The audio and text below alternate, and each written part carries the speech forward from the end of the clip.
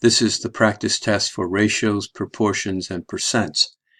We're looking at number 14, and the problem says a 170-pound man would receive 2,000 milligrams of a certain medication.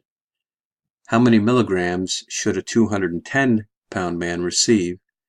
Round your answer to the nearest milligram. So we need to recognize that we need a proportion to solve this problem. And the first sentence in these types of problems always gives me the first rate on the left-hand side of the proportion. So we're told a 170-pound man received 2,000 milligrams of the medication. And then the second sentence is going to give me one of the pieces over here on the right-hand side, and I need to solve for the other.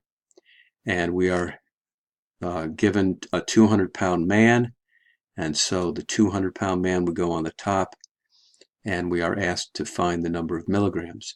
We need to have pounds on the top, both sides, milligrams on the bottom, on both sides. And then once we have it set up, we find the two numbers that are across from one another, 2,000 times 210. We multiply those numbers across, and we get this number on the calculator.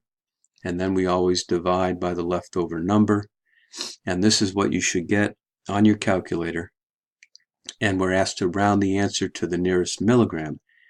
And the nearest milligram means the ones place, where the 0 is. We're going to round at the ones place.